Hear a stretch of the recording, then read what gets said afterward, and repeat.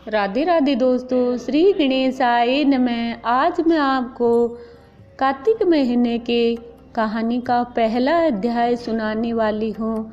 ये अध्याय इस प्रकार है। एक बुढ़िया थी, उसके कोई संतान नहीं थी। वह कार्तिक के महीने में कार्तिक नहाने के लिए तीर्थ गंगा जी के किनारे जाया करती थी। वैसे ही वह रोज़ाना नहा के आया करती थी तो कृष्ण भगवान उसके लिए खिचड़ी का बेला दे के जाया करते थे। वह खिचड़ी खा के अपना व्रत खोल लेती थी।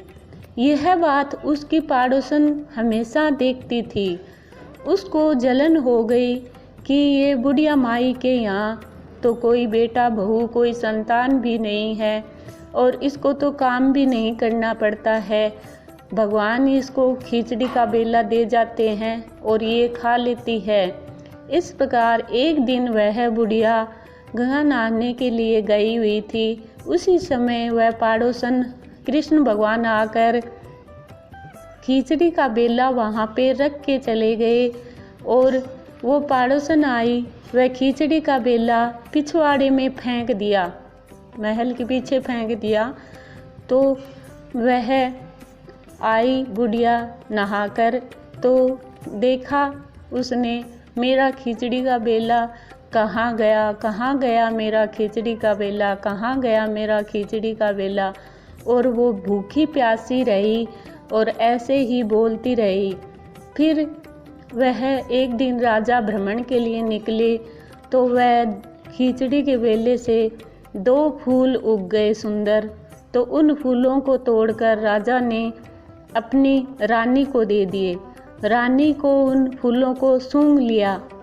सूंघने से रानी गर्भवती हो गई, क्योंकि वो तो खिचड़ी भगवान की दी हुई थी, कृष्ण भगवान दे के जाते थे। तो उसको सूंघने से वह गर्भवती हो गई। फिर राजा के यहाँ कोई संतान नहीं थी। उनको 2 राजकुमार हुए। वह राजकुमार किसी से बात नहीं करते थे। एक दिन वह राजकुमार धीरे धीरे वह बड़े होने लगे और वह जंगल में शिकार खेलने के लिए जाया करते थे। वहाँ पर वो बुढ़िया कहती, कहाँ गया मेरा खिचड़ी का बेला, कहाँ गया मेरा खिचड़ी का बेला। वह दोनों राजकुमार ऐसे कहते, हम ही हैं तेरी खिचड़ी के बेले, हम ही हैं तेरे खिचड़ी के बेले। इस प्रकार अब राजा को इस बात का पता चला कि राजा के राजकुमार बुढ़िया से बातें करते हैं।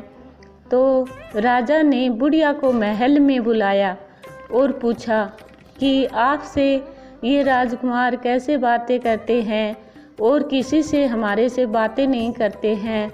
अब बुढ़िया ने कहा, इस बात का तो मेरे को पता नहीं है कि वो मेरे से बातें क्यों करते हैं, लेकिन मैं कार्तिक के महीने में कार्तिक नहाने के लिए गंगा स्नान जाया करती थी और रोज़ाना मेरे लिए कृष्ण भगवान खिचड़ी का बेला रख के जाया करते थे। एक दिन मैं वापस आई तो मेरा खिचड़ी का बेला नहीं मिला। तो अब वो राजकुमार ये कहते हैं, हम ही हैं तेरे। अब ऐसे कहते हैं कि तेरी पड़ोसन ने वो खिचड़ी का बेला पीछे फेंक दिया था, उससे 2 सुंदर फूल उगे और फूल को ले जाकर राजा ने रानी को दिया। रानी गर्भवती हो गई।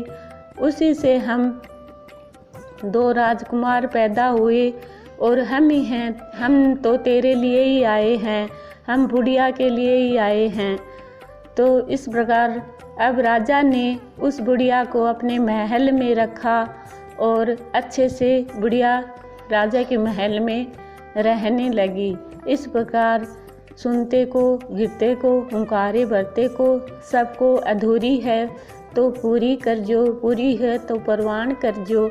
इस प्रकार मैंने आपको कार्तिक के महीने की कहानी का पहला अध्याय सुनाया है।